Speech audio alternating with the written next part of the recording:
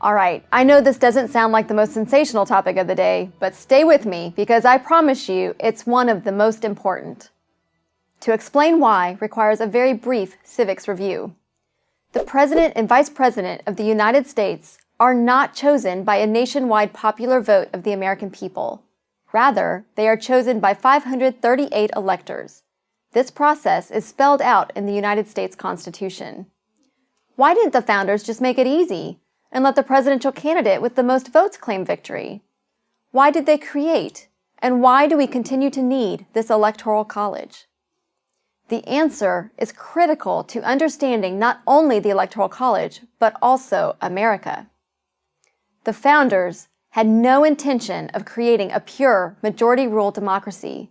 They knew from careful study of history what most have forgotten today or never learned. Pure democracies do not work. They implode. Democracy has been colorfully described as two wolves and a lamb voting on what's for dinner. In a pure democracy, bare majorities can easily tyrannize the rest of a country. The founders wanted to avoid this at all costs. This is why we have three branches of government: executive, legislative, and judicial.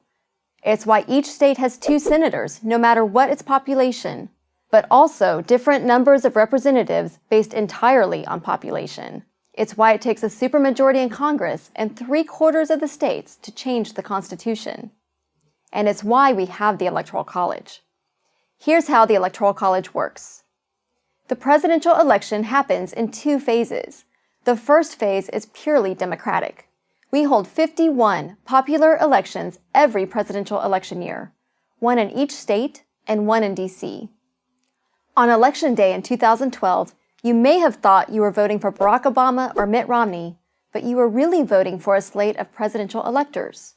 In Rhode Island, for example, if you voted for Barack Obama, you voted for the state's 4 Democratic electors.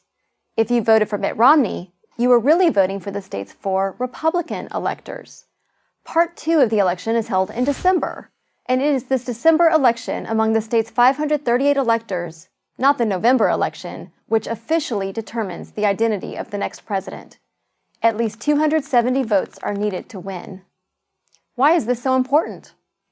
Because the system encourages coalition building and national campaigning.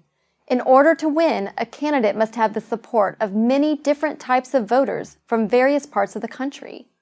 Winning only the South or the Midwest is not good enough. You cannot win 270 electoral votes if only one part of the country is supporting you. But if winning were only about getting the most votes, a candidate might concentrate all of his efforts in the biggest cities or the biggest states. Why would that candidate care about what people in West Virginia or Iowa or Montana think? But you might ask, isn't the election really only about the so-called swing states? Actually, no. If nothing else, safe and swing states are constantly changing. California voted safely Republican as recently as 1988. Texas used to vote Democrat. Neither New Hampshire nor Virginia used to be swing states. Most people think that George W. Bush won the 2000 election because of Florida. Well, sort of, but he really won the election because he managed to flip one state which the Democrats thought was safe, West Virginia. Its 4 electoral votes turned out to be decisive. No political party can ignore any state for too long without suffering the consequences. Every state, and therefore every voter in every state, is important. The Electoral College also makes it harder to steal elections. Votes must be stolen in the right state in order to change the outcome of the Electoral College.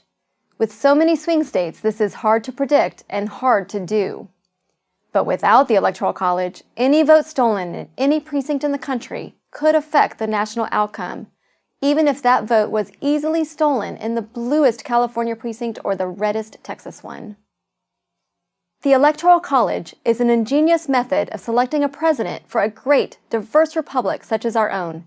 It protects against the tyranny of the majority, encourages coalition building, and discourages voter fraud. Our founders were proud of it. We can be too.